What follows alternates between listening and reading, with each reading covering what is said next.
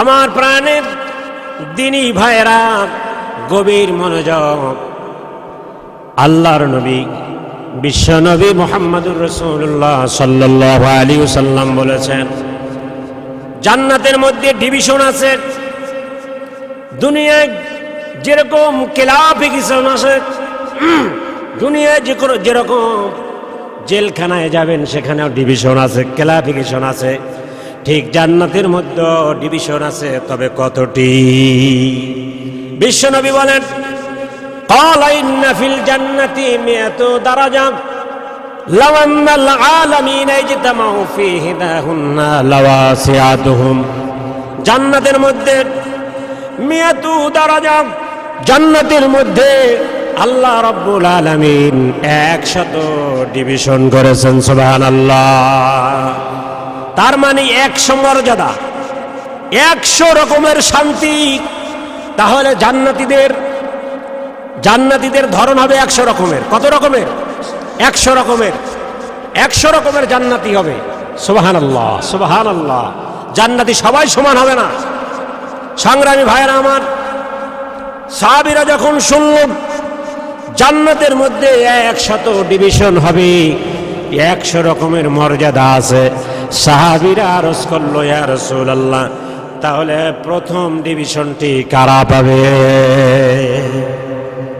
First class, first এই জান্নাতি কারা হবে? কথা কি বুঝতে পারছেন? যে ফার্স্ট ক্লাস জান্নাতি কারা? যারা ওলি পীর। এই দেশের অনেক পীর আছে, তারা জাহাজ নিয়ে যেতে যায়, জাহাজ নিয়ে নাকি যাবে। ভাইরা আমার, কেউ বলে আমার বাবাই সুপারিশ করবেন, কেউ বলে আমার পীরের হাত আল্লাহর হাতের সঙ্গে। জোরে বলুন নাউজুবিল্লাহ।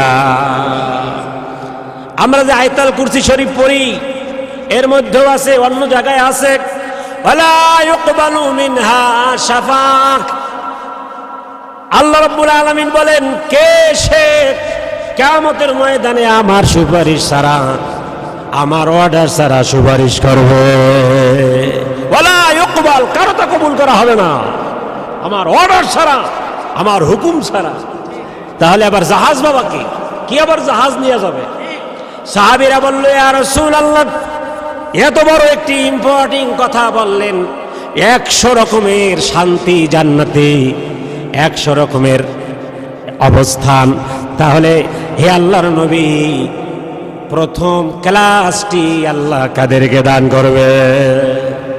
ভাইরা আমার, সাহাবীরা আরজ করল, আন্নাহু সুইলা ইউল আমালি আফদাল।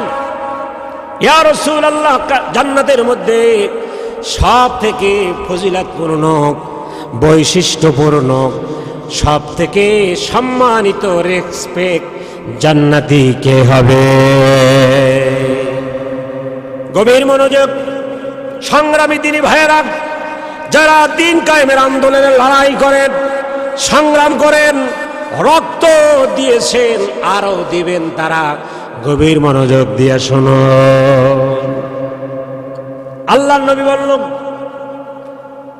বিশ্বনবী বলল, ক্বালা ঈমানুম বিল্লাহি ওয়াহদাহু জিহাদুহু ফি সাবিলিল্লাহ। জোরে বলুন সুবহানাল্লাহ।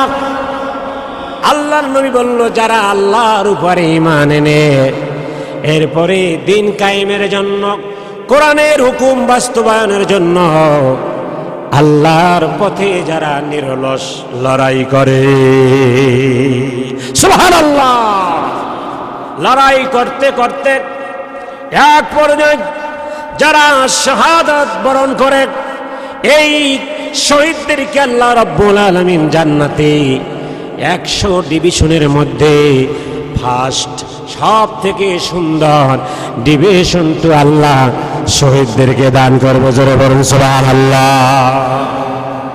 আমার ভাইয়েরা, বিশ্বনবী এক সময় বলল, ও সাহাবীরা, শত শত সাহাবী শহীদ হয়ে যাচ্ছে, আমি নবী মুহাম্মদুর রাসূলুল্লাহ, আমার নসিবে কি শাহাদাতের মওত নাই? আমার শহীদ হতে ইচ্ছে হয়। ভাইরা আমার, আল্লাহর নবী বলল, ওয়াল্লাযী নাফসি বিয়াদিহি লাওয়াদিতু আন্নী উকতালু ফি সাবিলিল্লাহি সুম্মা উহিয়া সুম্মা উকতালু সুম্মা উহিয়া সুম্মা উকতালু সুম্মা উহিয়া সুম্মা উকতালু। জোরে বলুন আল্লাহু আকবার। আল্লাহর নবী কি বলল? আল্লাহর নবী বলল লাওয়াদিতু আন্নী উকতালু মুহাম্মদ সাল্লাল্লাহু আলাইহি সাল্লাম, আমি নবী মুহাম্মদুর রাসূলুল্লাহ সাল্লাল্লাহু আলাইহি সাল্লাম, আমার ইচ্ছে হয় আল্লাহর হুকুম কায়েম করার জন্য জিহাদের ময়দানে গিয়ে জিহাদ করতে করতে আমি যেন শহীদ হয়ে যাই। সুম্মা উহিয়া, আল্লাহ যেন আমাকে আবার হায়াত দান করে আমি আবার দিন কায়েমের আন্দোলন করতে করতে আমার আবার যেন শহীদ হয়ে যাই। সুম্মা উহিয়া, আমার যেন হায়াত পাই। সুম্মা উকতালু, অথবা 3 বার যদি আমি হায়াত পেয়ে দুনিয়ায় আসি তারপরও আমি 3য় জিহাদের ময়দানে গিয়ে শহীদ হয়ে যাব। সুবহানাল্লাহ। এখন অনেকে খানকা পেতে আর তসবিহ দিয়া পাগড়ি দিয়া জান্নাত বন্টন করে, কথা বলেন ঠিক কিনা? এ সমস্ত বিহক, এ সমস্ত বদ চিন্তাধারা যারা আছে, দুনিয়াবি চিন্তায় যারা মগ্ন, দুনিয়ার ফুলুস খাওয়ার জন্য, দুনিয়ার ফুলুস উপার্জনের জন্য যারা এরকম মুরিদ বাড়ায় পাগড়ি দিয়া, তাদের নাম বলবো না, তাদেরও সংগঠন আছে, প্রায় 30 থেকে 35 বছর হয়েছে তাদের সংগঠন। তারা বলে বাঘ দেখছো, বাঘের হুঙ্কার দেখো নাই।